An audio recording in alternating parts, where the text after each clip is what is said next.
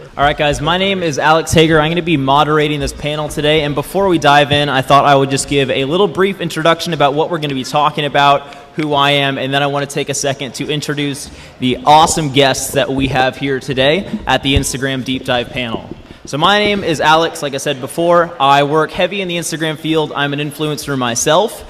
I manage some Instagram growth companies, and I do some awesome work with Tiny Sponsor, which is a great marketplace that helps brands and creators alike.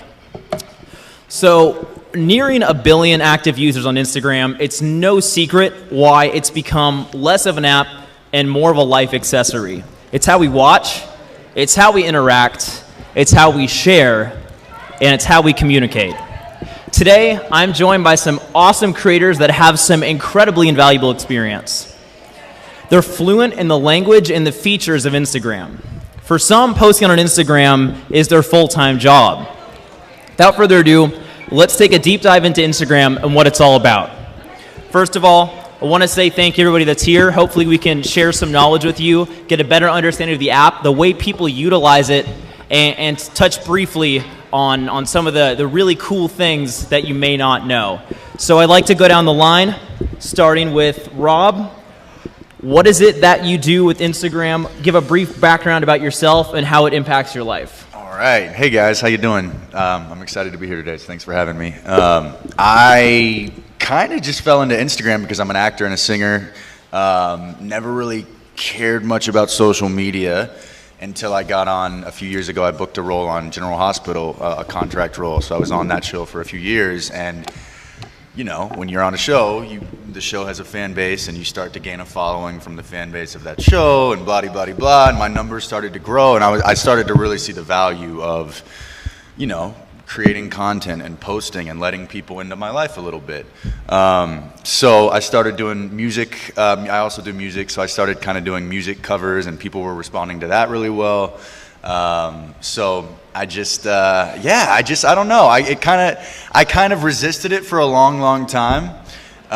Just because I was like, screw that. I want to book the role because I want to book the role because of my talent, or go into the room and get the audition. And yeah, that's a big part of it, obviously, but numbers are important these days. And if you're denying that fact, then you're going to miss out on a lot of opportunities. I've had actors beat me out for roles that are, quite frankly, not as good at acting as I am, because they haven't trained for as long as I have, or whatever the reason is, and they've gotten roles over me because of their numbers. And it's kind of sad, but you know, you can fight it, or you can become good at it and then let it help you. So that's kind of what I've done.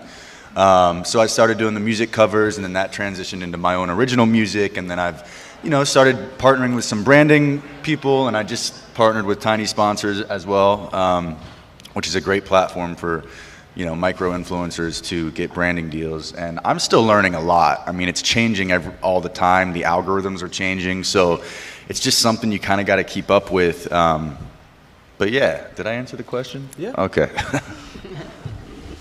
I forgot the question, sorry. So given what you do, so give a brief introduction about yourself and how Instagram kind of plays into that. Oh, okay. Hi guys, I'm Donovan. I am a filmmaker, and I use Instagram a lot to just as a platform to showcase my films. I make a lot of videos of me and my friends. It started out as like a hometown thing where I would make like skateboarding videos and documentaries. And I had a lot of traction on Tumblr back in the day, and then one thing led to another, and then the whole like skater boy dirtbag thing didn't become a cool thing anymore. And so I transitioned over to Instagram, where I showcase my videos there, and it didn't start really picking up till recently. And so now I have a really good following, and people just like to watch me make my videos and take the occasional selfie, and yeah. Awesome. Hi everyone, I'm Serena Laurel. I'm an actor, an independent musician, songwriter, and model, and fashion beauty Instagrammer, influencer. I use Instagram because it allows me to share what I use on a daily basis, or give me a platform to show people my music and my acting, and it just gives me the best platform to really share all the things that I love into one place with people who want to see all this stuff and also have the same interests. Hi, my name is Ayub Omar, and I'm the founder of Clips, and I started doing Instagram 6 years ago as a hobby, and eventually it turned into a business when brands started reaching out to me, and yeah, that's pretty much what I do for a living. I'm the owner of Clips. That's my business partner. Hey, so my name is Diego Vargas. I'm the CEO and founder of Goat Marketing. My business partner Ayub and I have been involved in social media for a while. We do meme accounts on Instagram. So we run a bunch of meme pages. We've grown them from scratch. Been involved for 8 years, and we have a network of over 50 million followers throughout a bunch of them. Cool. So thank you to all the panelists that kind of gave a brief introduction about what they do, how Instagram affects them. Now we're going to dive into a conversation about the way they use it, features they use, insight they may have that could benefit your life moving forward. And I also want to clear up a couple things since some people might be confused. I know we've got a range of audience in here. The meme accounts are somebody that might be asking. They've really surged over the last few years, and basically it's an account dedicated to having a certain subject or theme, and they're some of the biggest pages on Instagram, often followed by top-tier celebrities like your Taylor Swifts, your Katy Perry, and every time they post, they get millions and millions of people watching them. So there's a lot of power in that. So hopefully they can show you guys how powerful that is and touch a little bit on that moving forward. So let's go ahead and dive into some of the questions we have here today and share the wealth of knowledge that they have here for you. So because of Instagram, what has been the coolest opportunity that you guys have received thus far?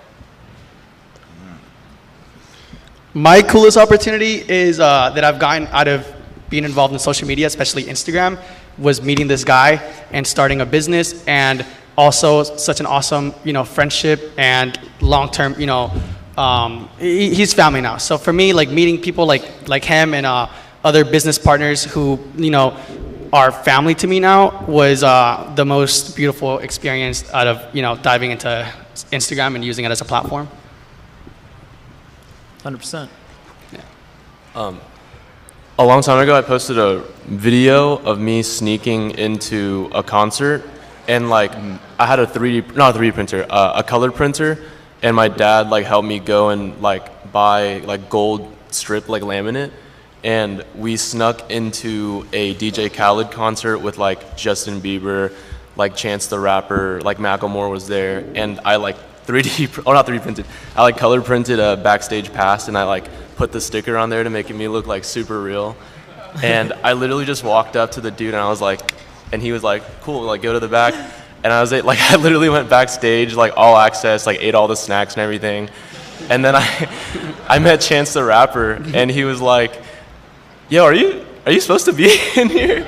And I was yeah, all access, but I'm gonna be honest, I snuck in here, and then Macklemore was what? And then I was yeah, and I was 16, and from that he was yo, this is cool. He followed me on Twitter, and then 2 weeks later he invited me to Magnificent Tour, or not Magnificent Tour, it was another tour, and then that was the coolest thing ever, because I faked my way into Hollywood. That's awesome. One of my favorite things about Instagram is just being able to share my music with people who I love, and then seeing these people show up to my live concerts, and then transferring the following from Instagram to them watching a video of me playing my guitar and my songs, to then coming to my concerts and meeting these people in real life is really cool. And then also just being able to collaborate with my favorite brands, and then just working my way up thinking, oh my God, I used to buy these brands and now they want to work with me because some of my favorite products I now get to share with my followers. I definitely relate on what she's saying. I mean, there are so many cool opportunities you can have because of Instagram, but sometimes it's just the day-to-day. Her and I are both musicians ourselves, and I came from a city of 800 people, not very big, with a huge aspiration for music, and my really only foundation of it was to connect with more people and grow my brand and share my music with the world. So sometimes those opportunities are just the daily life and utilizing it in a way that makes you happy. Yeah, I find that you meet some of your best friends through Instagram, including Alex over here. Yeah, same, because this is so funny. Alex, from almost the same city, same circle of friends, but I've never met him.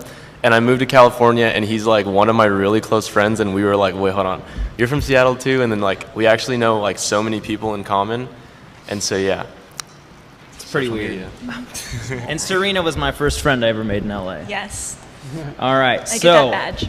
diving into the features of Instagram, other than just your personal experience, we're going to talk about some things that are more analytical side of things. So if you are going to be posting on Instagram, we want to talk about some features that you could use to maximize your exposure, to engage with your brand, to create an effective strategy moving forward. So starting with the basics, for you guys, what is your favorite in-app feature from Instagram? This could include stories and polls, and how do you use them to your advantage, whether it be growth, whether it be engagement? What do you see as a really cool in-app feature that gives you one step ahead? Well, my favorite feature on Instagram is IGTV, the pulse review. If you guys know what that is, that feature recently came out, and what it does is it keeps your posts it boosts every post that you post on your Instagram account. So your posts get to stay on top feed when you do IGTV pulse review. So that's like my new favorite feature. That's what I do on Clips right now. Like most of my posts are IGTV pulse reviews.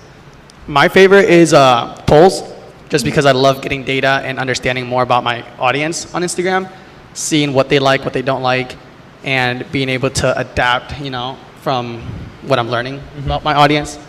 And what Ayub was kind of saying too is that IGTV, sure many of you know about it. For those that don't, IGTV is Instagram TV. It's their video take on YouTube trying to compete. And it kind of developed as two different apps, and as time has gone on, they've integrated a bit more, which I think has been working a lot. And you see them perform really well recently on Instagram. So a lot of influencers and brands are taking full advantage of IGTV to get more exposure and increase watch time as well.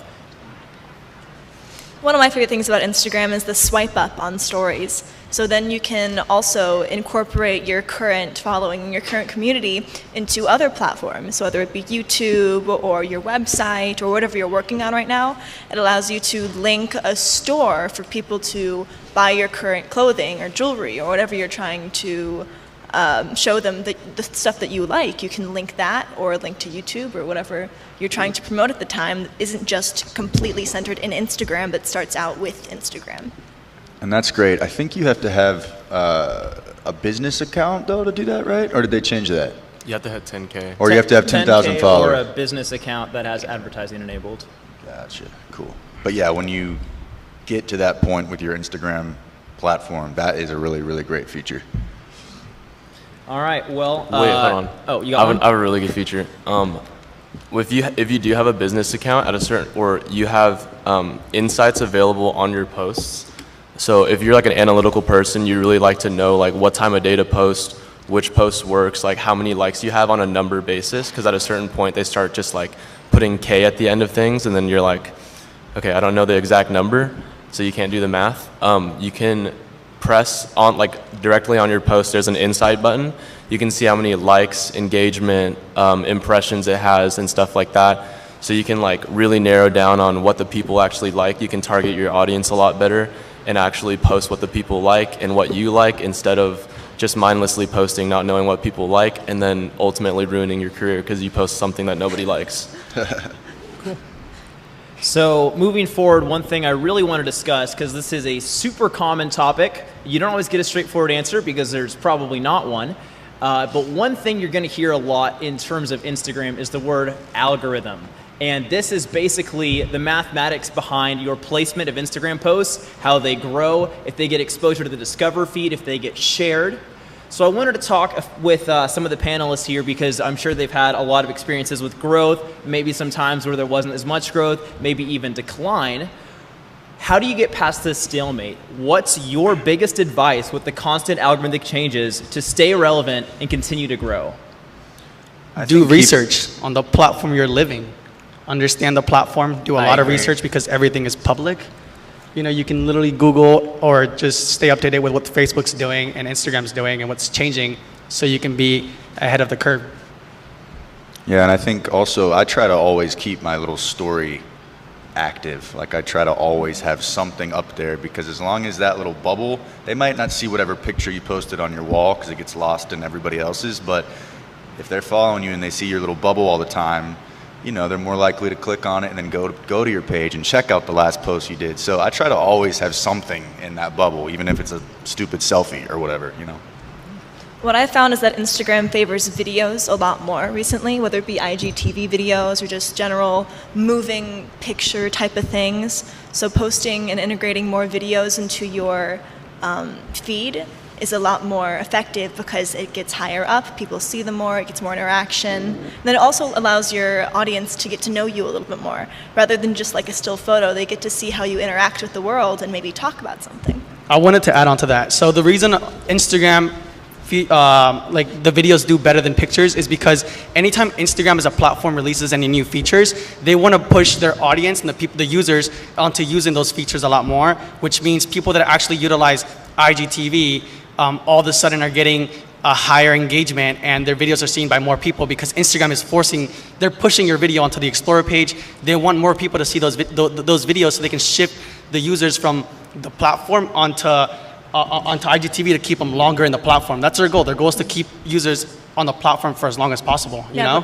Because a video lasts a lot longer than a photo, and the longer they can keep you on the app, the better that they want. Same thing when, you know, stories came out and live came out and every other feature that came out. Like, I think if you want to stay relevant, you gotta be really aware, like externally outside of Instagram, like the biggest powers in social media and like in media in general. So like a lot of the trends are created by the top powers right now, like Selena Gomez, Netflix, Ariana Grande, Charles Melton's currently blowing up, Taylor Hill in the modeling world, makeup, James Charles.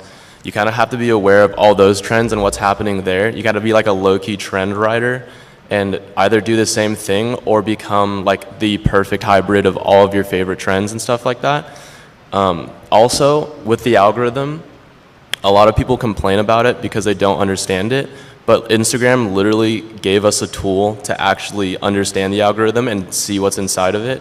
And it's actually the Insights tab, like on your profile, you can actually look into your own insights and the exact time in which your followers are peaking at, how many profile visits you're doing, and you can actually see what's working and what's giving you profile visits because you have story analytics as well. And oh my gosh, I had something really good to say, but I'm too dumb to remember, so yeah. So I wanted to kind of add on to what Serena and Diego said. One thing that you can keep in mind when you are posting and trying to really grow, trying to take advantage of the algorithm, is think about things from the outside and don't think so creator first. Think about it from more of a business mindset. Take a step back. Why would Instagram want to feature some people more than others? And the drive is usually financial. A lot of times companies like Instagram aren't going to admit to this, but if Instagram wants to compete with YouTube, they're probably going to push the people that are using the features that are going against their competition. Look at stories when they try to take down Snapchat, IGTV trying to take down YouTube. You see this process repeat over and over. Instagram added video, 1 year later, Vine's dead. So they're trying to push people that are going to use the newer features, so just keep that in mind moving forward. That being said, it's not all about using in-app features. It's also about creating the right content, creating stuff that's engaging, and that's what I want to tap into next, is more the creative side of things. We've got people that are making viral content with meme pages, singers, photographers, videographers. I think we've got a nice array of individuals here that can tap into that and speak on behalf of how they create their content. So my next question for them is, before posting, do you guys have some sort of checklist of things you ensure? These could include captions, these could include lighting, these could include hashtags, this could include post time. What are certain things that you check off as being absolutely essential to you and your personal brand when pushing content out to the world? for me, it's captions. Just captions. I think it's important to like post, good content that gets and grabs people's attention, but then caption is the way to engage with them. One thing is grabbing their attention, the other thing is engaging with the audience. Lighting to me is not really as important because I feel like Instagram is leaning more towards authenticity. So being very raw, authentic, and having as much content as possible is key. But not utilizing the features is what's gonna like end up playing against you, you know?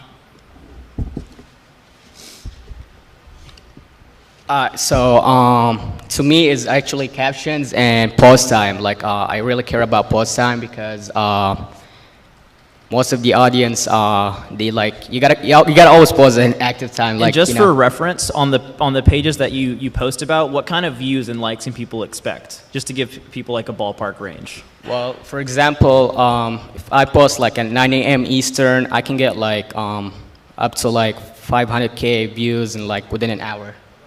Yeah, 500,000. Wow. It's a lot.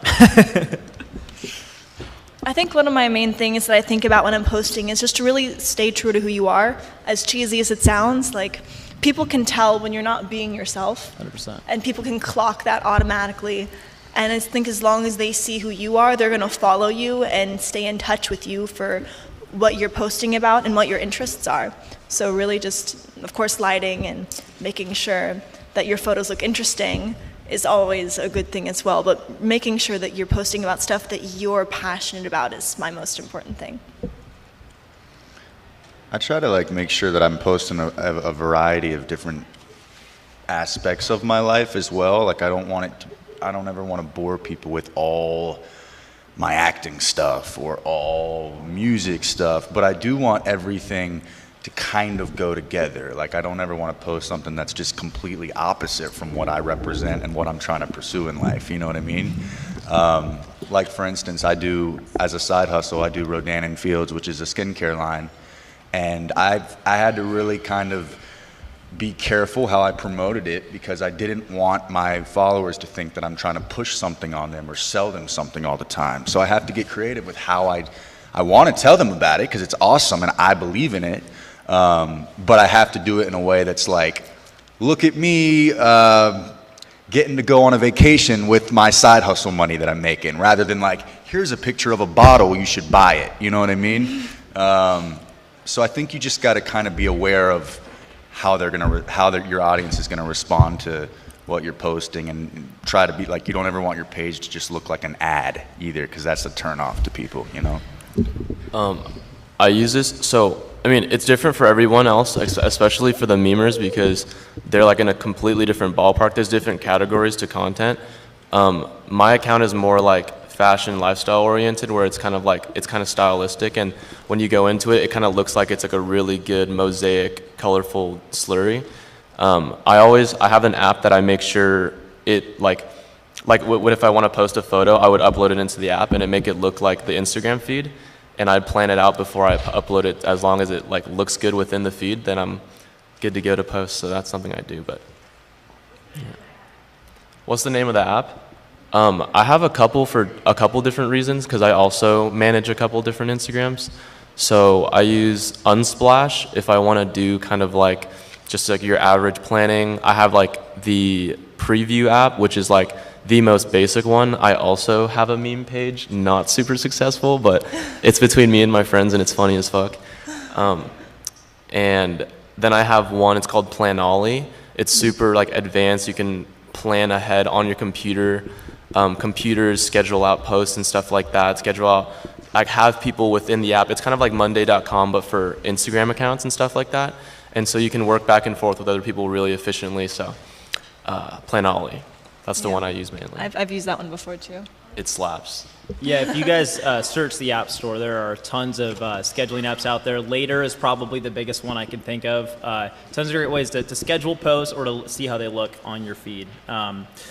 So moving forward, this is actually a topic that I think is really important that isn't touched on enough. The meme pages, this might be a little bit less relevant, but for people that are solo artists or actors or models, I think this is one of the most vital, overlooked discussions when it comes to growing your Instagram audience and maintaining an engaged audience. And that is about alienation and defining your brand. A lot of people, myself included, have made this fault on multiple occasions. I started out Instagram because I wanted to share my music with the world.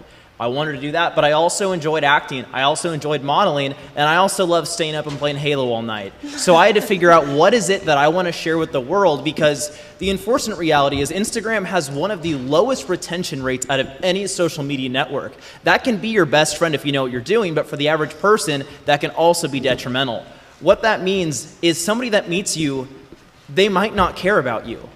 They're not going to look at your profile and look at where you grew up. They're not going to interview your friends. They're not going to care about your interests and hobbies. You have to show them in an instant second who it is you are, who it is you want to be, and who it is you will continue to be, because that's the person they're subscribing to. If one day you're an actor and next day you're a politician, you might become president. But for most of the time, it doesn't work out that well.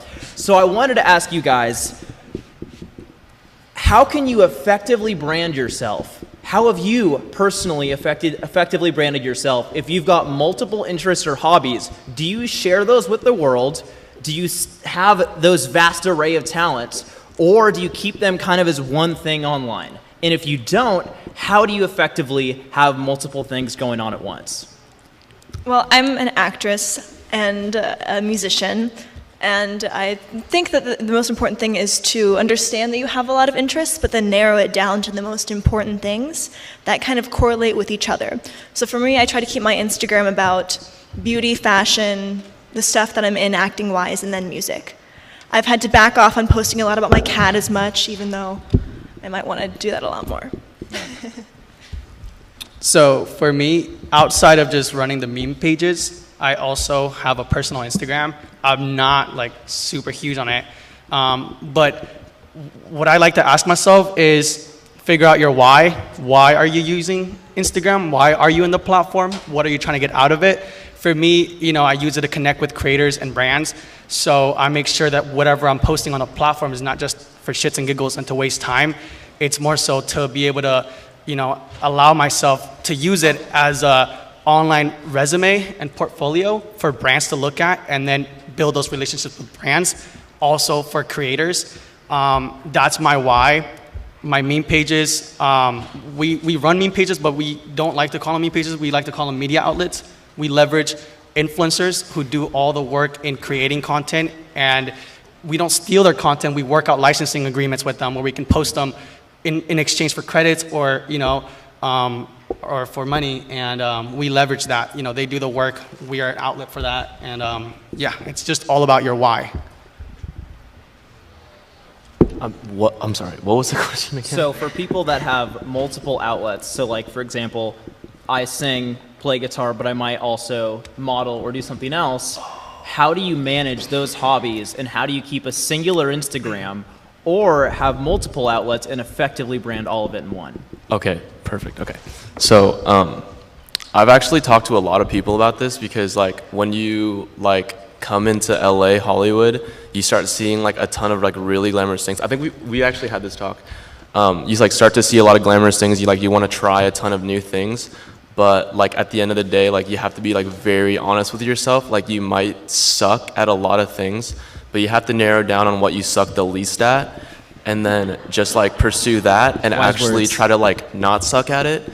And then some advice that I would give to someone that's a solo act, that's like one person that like tries to not suck at something, I just say like find the 5 top people that you look up to the absolute most that like don't actually suck at the hobby you want to do, and like be the perfect hybrid of all 5 of those people, and then curate your content so that you're not oversaturating every single one. So if you're like a singer, dancer, you also like to crochet sometimes, you like to collect stickers, and you're like a huge Birkenstocks advocate, and then you can just do like a day a week where you post like one of those things, or like, so there's a consistency to it, rather than like one day you're like all about the Flintstones or whatever, and you're Flintstones for a whole month, and then like you literally switch it up and you're like, yo, you know what? I actually don't like the Flintstones, like we're gonna go to the Jetsons. And then people are gonna be like, oh, you switched up, so I don't follow you no more.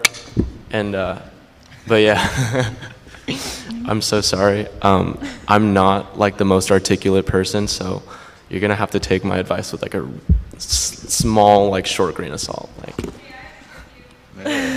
We got you. We got you.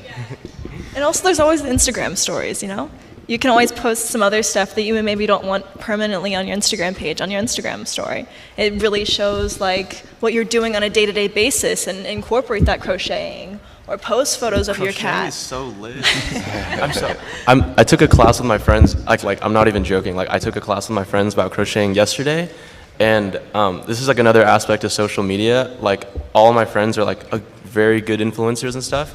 And so I was like, yo, like, can we take this crochet class if we all gave you a shout out? So like, it can expose your business to a lot of more, customers. And she was like, oh, like 16-year-olds and like 16 to 21-year-olds like wanting to crochet. Like, that's actually really interesting. And she like let us in the class, and we like took the class for free. I like nicked my finger a couple times, but it's like, that's another cool bonus to influencing on the social medias. Yeah, you definitely opened that business up to a whole new demographic of people. Dude, that's the next wave, I'm telling you. I definitely want to make sure, though, that this subject specifically isn't something that should be forgotten about. I actually think it's something that's not talked about nearly enough. And I see so many artists, a lot of times musicians, but really could be anybody, that are completely blind to this. They don't have the awareness to realize what they're doing to their own brand. They can think that they're growing it and being creative, but really they're working every day to destroy everything they've created. You even see it in the smallest doses with the TV show. They can change a character up or change a plot, and all of a sudden you don't want to watch it anymore. Just that smallest thing. So now imagine when there's somebody that you're watching becomes a completely different individual with a completely different hobby. Please, please, please, if you are a personal brand, keep this in mind moving forward. Realize who it is you are. You can still share stuff on your story, whatever, but when it comes to branding who you are as an individual, you need to be specific and you need to stand out. All right. Bro, chill. He's thinking about crocheting, probably. I haven't seen Alex this serious before. It's so funny. We actually did have that conversation in my house. So one thing that kind of tags along with what we just talked about is transparency. And this is a huge thing. I think for some reason a few years ago, everybody was hooked on this mindset of fake it till you make it, look cooler than you are. And even if some of these things still take place in the world we live in today, most people are pretty good now at spotting out who's for real and who's just faking it. Transparency and authenticity with yourself, your audience, and your own brand couldn't be more important nowadays. And I think that a lot of people here can attest to that, and I'd love to get their thoughts on that. So when it comes to your own brand, how transparent are you with your own audience? Do you feel like you share the real you online? Yeah, I do. Well, honestly, I own like a household brand, so I'm not even like a personal influencer. So, like I'm different, you know. Yeah, no, the meme page is a little bit meme different. page, exactly. Yeah. That Gucci jacket is so clean, dude. Appreciate it. Yeah, man. So I have a personal brand, and my brand is actually like me filming all of my friends. But you know what? I started this and I forgot the question. Transparency with your audience? Oh, yeah. Okay, so I like personally share like almost every aspect of my life to like the like utmost like honesty. Like the other day, like so funny, like not like super funny, but sort of funny. I was on the pier, not the Santa Monica one, the Newport Beach pier, and a group of girls like recognized me and my friends, and they wanted photos, and their group of dudes like weren't too happy about it, and they like tried to jump us and like try to steal my camera and everything, and hence the bruises on my face. Low key, I got pushed off like a 10-foot lifeguard tower, but I was low key vlogging the entire thing, and so I actually posted and people like really reciprocated it, and like that's how transparent I am. But on another note, I don't have like any kind of anxiety or depression, like, what's it called, like dysfunctions or anything like that. But I do get like down sometimes, or I'm like super stoked about something sometimes, and I'll always talk about it because at a certain point I realized that like I didn't have a lot of friends in real life, and that like a lot of my family members didn't really believe in what I was doing. but a lot of people on the internet did, and so I just kind of took that as my support system. And every time I'm going through like a really tough situation or I just got jumped, I'll just like let the homies know, and everyone's always like trying to like reply to my stories and let me know that I'm okay. And I won't be like too open about it, like, oh my gosh, I just got jumped, it's like the worst thing ever. But like, I'll be honest enough to where like, hey, I'm down, and then like a lot of my friends will like see it and then call me or text me or something like that. And it's really cool to use social media as kind of like my honest and open like mental health support group. So I think it kind of depends on your brand too. Like, what are you doing? I mean, like my roommate is a model, and all of his posts are professional and just ridiculous, shirtless. You know, like I make fun of him for it all the time, but that works. What's that? Yeah, no. Will be Arthur. But like, it works for him because that's what he does. You know what I mean? Like, I do some hosting on Extra, and I'm an actor and more of like a personality. So I feel like my audience responds more when I'm letting them in on my daily life, like giving my dog a shower or whatever, you know? They're like, oh, cool, like that's the real Robert, you know? But I think it depends on the person and what your brand is. So I think it comes down to like what we said before, figure out what your brand is, you know? For me, it's all about balance. Like, of course, I have all of these professional photos that I want to share with the world, but they also want to see what I'm doing on a regular basis in the behind the scenes. I think is a really important thing, to let them in on how these pieces of art were made, how I write my songs, how this photo shoot went, and all the steps that go along with that. I think that's an important part into showing them that it's not just this one photo. There's a lot of other steps that go into it. It's not just this one video. How I wrote the song and how I incorporated my friends into it, and just like all the steps, I think is really important to show as well. Yeah, I think it's really important to figure out your why, and keep in mind that being transparent online doesn't mean posting every second of your day to the internet. Just that % of your life that you do want to share to the internet for whatever your reason behind it is. Make sure it's authentic, because people will be able to tell like BS from authenticity. I think people are following you for a story. So they want to see your story and see how your life progresses for however long they want to follow you, however long they keep up with you. So I think it's important to give details about this story in the long term, but also there's some things that you might need to like keep in your own life, you know? For sure. So using some of the discussions we've already talked about so far, we only have a few minutes left, but using some of the discussions we've had so far and other insight that you guys have, this is something I'm really curious to get your personal take on. I think our friends over at Goat Marketing might have some good input on this, because this is literally what they do. If somebody came to you, a brand, an influencer, regardless of industry, and they came up and said, I want to grow on Instagram organically from the ground up as fast as possible and engage the audience, what advice would you give somebody having no prior knowledge of what they need to do? Any money or no involved? Sure. Yeah, I would say invest that money into learning about like social media, going to networking events, you know, building up your relationships with other creators in your space, people that have the same maybe following count, because it's going to be a lot easier to resonate with those people and build genuine relationships outside of Instagram. And then, I mean, I wouldn't burn that money through advertising right away, because if you don't know what you're doing, you're just going to literally burn the money away.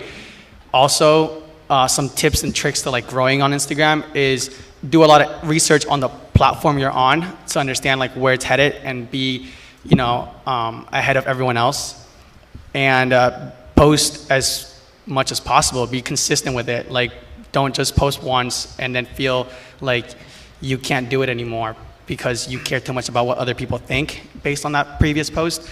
Be consistent, post authentic content, so that way you don't overwhelm yourself with fake it till you make it. And yeah, that's like some of my, you know, advices to growing on the platform. And what's up? When you say post all the time, what do you mean by that? Like, I only post once a day. That's all I do twice a day.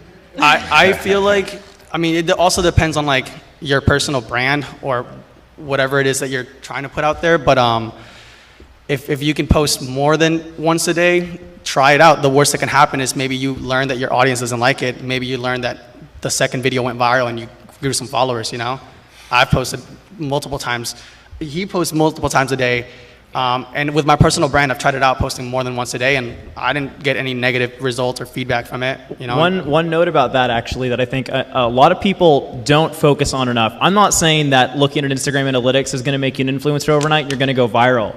But a lot of times they can give you pretty solid yes and no answers.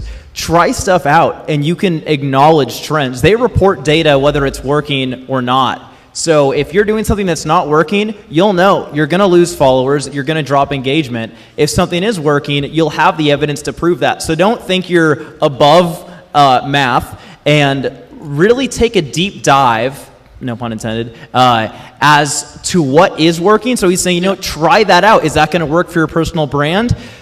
Maybe in a few days, you'll have enough data to make that assumption. Don't just guess and check. Like, you really can look if it is working, and don't just write off Instagram analytics like they're nothing, because they're really powerful tools that anybody can have access to. Better yet, I feel like if you're starting out, it's not as hard for you to reach out to your followers and your fan base and actually communicate with them as if they were your friends and build that online, you know, relationship with them, because they will stand by your side whenever you post or decide to switch content or try new things out. They're going to be your online friends, and you want to be there for them as well. You can't expect to grow followers if you're not even giving your current followers the attention they deserve. Social. For me, the two most important things is collaboration and then focused originality. What I mean by that is understanding what is popular and understanding what you like, but then focusing your original content and making stuff that no one else has done, but also fits into the world of what you want to be in. Well, I have a question, since it goes along with the, am I allowed to ask a question? Yeah, why not? It goes along with the growing your following. So if I was out in the audience, I would want to know the answer to this. And I've dabbled with this before, but I'm not sure if it's a good thing or not a good thing. What about those like robot like apps where you get somebody going around liking people's posts for you? I think personally having that human interaction behind it and not just a robot DMing a bot message to everyone, the human interaction is always going to win. So that's my personal take on it. It's like if your friends if you texted your friend right now and they responded back with an automated message, you could tell. And then that relationship is not the same anymore, you know? Right. And it's like you want to have that, you know, relationship with your audience as you do with your current friends, because every time you post a picture, the ones who are liking it and the ones who are there first, commenting and having your back and responding and sending you, you know, DMs saying, hey, are you okay, when you're posting pictures or videos of you getting jumped? Right. It's your friends, you know? And if you can build that friendship with your audience, they're going to be there for you every time you post. Your engagement rate is not going to be 1%, but yet 2, 3, 4, 5, 10%, because you're maintaining relationships with your audience. Right. Okay. Yeah, I would also say, like, if you're literally, like, you don't even know how to media on social anything, like, just, like, take, like if you have dough to spend, take that money and actually talk to someone and consult to someone who actually knows what they're doing, and, like, build your company up with good advice and good structure, because there's people out there who've actually been doing it for years on years and actually know what they're doing to grow, and, like, make sure they're relevant, because if they grew before, they're not gonna like dude, chill. Okay. They're not gonna, like, be able to replicate it again, because the algorithm and, like, social media is always moving and always advancing. So you always want to make sure you're consulting with somebody who's relevant and modern and new. Like, a lot of my friends have like 600,000 followers and they're getting like 13,000 likes, and it doesn't add up, and I'm like beating them in likes, and like it just doesn't make any sense. And so just make sure that if you are like actually genuinely wanting to get into social media and like not knowing what you're doing, I'd do one of two things: consult with someone who does know what they're doing, or just pay a nerd to do it for you. I'd honestly go with number two if you have money, but if you're on the budget list, like, do number one. All right, well, I want to thank everybody for coming and giving us all this input. I want to actually just go down the line real quick, use like the last 2 minutes if we can get them, and just have everybody give any sort of input or advice just to wrap this up. couple solid pieces to the advice in the audience. We've probably got some brands, we've probably got some artists in here that are looking to grow and want to know more. So if you could give anybody any piece of advice, as general as it may be, in terms of Instagram, what would that be? Invest in yourself 110,000 for sure, like percent. You know, invest in yourself. I agree. That's what you gotta get. That's what you gotta do. And I excuse my English. I'm not from the States, so my English is really bad. Yeah. Thank you. Appreciate it. Yo, this panel's supportive as. Yeah, the audience is great. Yeah. What? I'd get thrown off the stage right now. Amen. She's so cute. Make sure that whatever you're doing, you're enjoying it, you know? Because I think that's the most important part. Because if you don't enjoy it, then what's the point? Like, it's acting and music and all that stuff is my passion, and acting, and it's just, yeah, you just have to make sure that you enjoy whatever you're doing. Yeah, if you like, okay, advice. I keep forgetting the questions, but if you want to like dive into social media, honestly, just do it with a good heart, good intentions, and walk into it like genuinely, like yourself. And honestly, like the more yourself you are, the more different you are, because everyone's like created more uniquely. Like people will reciprocate and relate with that. Like you've honestly seen me on this panel like be a complete dunce, but like people are laughing. Like I know that homie right there really loves me. So, like honestly, if you're just genuinely yourself, like how I am in real life, like but like on the social media version, then there will be people who reciprocate with you and support you. So that's the advice I got. I would say to definitely do all the stuff we've been talking about, but also put your phone down sometimes, because we are getting a little too wrapped up in this in today's age. So I think do it, obviously, use it, but like at the end of the day, it's Instagram. You know what I'm saying? That would be my advice. So I'm going to take a couple questions at the end. I would say my personal take on that is just that I kind of think Serena has it on the dot. I mean, obviously, invest in yourself. That's totally a given. But I think so many people get hungry for engagement. They get hungry for growth, which is great. I love that ambition. I love that aspiration to become something more and share something to a bigger degree. But on the same note, don't do something that is going to be so detrimental to your mental health, that's going to make you hate what you do. I've seen people who are musicians on the internet give up music because they got so exhausted of posting, because they were so focused on growth that they lost the one thing that brought them together. And that sounds so cynical, but it's true, and I don't want that to happen to anybody else. So obviously, moving forward, make sure that you love everything every step of the way. Don't set this goal as, oh, I'll be happy when I get this. Oh, I'll be happy when I get 10K. I'll be happy when I'm getting 50K likes per photo. No, you need to have fun and enjoy every second of what you do and make it fun for you. So that's basically it for the panel. I want to thank everybody so much. If anybody has any last questions, thank you. Yo, hold on, wait. She's had a question for a minute. Can we take her first? Mr. Omar, anybody else on the panel who can answer this? Sure, go ahead. That you got 500, you can get 500,000. Yeah. I got almost up to 15 million followers on my account, Clips. But how? It depends on the It's like it's all viewed by my audience. You gotta post the right content. You gotta post the right content, and with the right content, like that's what I get. That's like my average engagement rate. Yeah. I had a question for like the musicians. No problem. Why Instagram and not YouTube? Well, YouTube is blowing up, actually. That's where a lot of the heavy hitters, I mean, honestly, it's kind of transitioning back over to YouTube. TikTok just came out too, which is like another, I mean, I can't even keep up with them all, to be honest. Like, I hope Instagram stays the main thing because I can't switch now. Like, but I guess for me, I just kind of started really focusing on the app that I was getting attention from the most. And Instagram has gotten me the most jobs, the most producers and casting directors started following me there. So that's where I put my attention to. But I think honestly, wherever you focus, that's where you're gonna grow, you know? I think that covers on YouTube is so hard to go viral now. It's like either that's the only thing that you do on YouTube and then people know you for that. I think it's kind of almost impossible now to have a cover on YouTube that gets any views, really. I think Instagram's where it's at when it comes to short clips of music.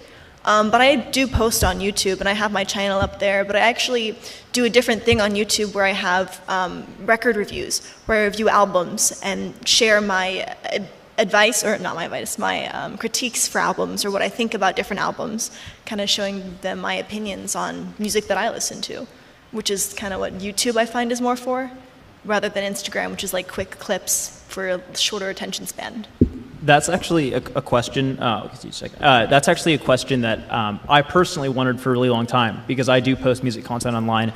I put $15,000 into a music video that has under 60,000 views.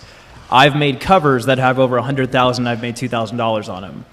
You can see what's a better ROI. I've made about $500 on that $15,000 music video. So I actually think that YouTube can be a great platform. And I think a lot of people overlook it because they assume that it requires more effort. I say, why not both? Record high quality content to begin with that you believe in, put it on both platforms, see what performs better, and see what you enjoy posting more on. I think it's all personal preference. I think there's more obvious monetization when it comes to YouTube because you have ads and stuff. With music, it gets a little bit tricky with copyright and mechanical licensing. But I would definitely try both and see what really resonates for you. You've got Connor Maynard that became a YouTube legend but then became an Instagram legend. And then you've got people like Boyce Avenue that really only kill it on YouTube. And then you've got stars on Instagram that really haven't left the platform. So I would say really do what feels right to you and try both. Yeah, it's really crazy to see people on YouTube transfer to Instagram, which seems to be really easy to get followers on Instagram if you're from YouTube, but the opposite does not always match. Mm-hmm. Which is good for us, because we can reach out to them on the platform if you're on it, so awesome. True. Oh yeah, I was just curious. It sounds like there's some differences between a meme page and a personal page. Can you talk a little bit about what the difference approach is? How you approach it from a meme page, and how does that differ from a personal page? We leverage creators. Creators post for themselves, and then we're not really creating. We're not creators, you know. We're media outlets. We use it as a business, and then they use it to. Like, have you heard about 9gag? Fuck Jerry. Yeah, like all these. They're media Fuck outlets at the end of the Jerry's day. We do the same thing as they do. But does that mean you're continuously posting throughout? Yeah. That's what we do. We post like 24/7. So a meme page, like I would say like a solid number is like posting 6 to 7 times a day, like, or I don't know. I've seen meme pages just like spam posts throughout the day, and for me, like if I follow a meme page, like I kind of want that because like Instagram is so boring, and like if I see a meme and it's actually funny, I'm like, yes, thank God. Like Instagram sucks, it's boring, and so like. A meme page is like, it serves like almost a greater purpose because I personally feel like memes run our country, sadly. Like it's kind of like a Black Mirror episode. But like if you think about it, the last presidency was literally a meme. Like hey, I'm just chilling, Cedar Rapids. Like that was a joke. So like I don't know what's going on with like our country as of standing, but I think meme pages currently have the most powerful position on social media and following because they follow it for a personal emotion that's humor rather than an emotional attachment to a human, because like you can only attach yourself to a human for so long, but humor is almost basically forever. So when I see an ad on a meme page, I actually like click on the ad. I'm like, yo, these light up fingernails are lit. Like I'll actually buy it. But if some dude was like, oh, you know, these fingernails are so awesome, I'm like, yeah, whatever, buddy. Like I'm just here for your good looks. So, yeah. Yeah, I think on that, I think on that note, it's like meme pages are like for the people in a way, and personal pages people follow to see that person. True. All right, guys, well, that's all we have time for today. I want to say thank you so much. We're actually going to be doing questions outside the hall because we went a little bit longer than intended. So if you guys have any questions for the panelists or myself, meet us out there. And thank you guys for attending and coming.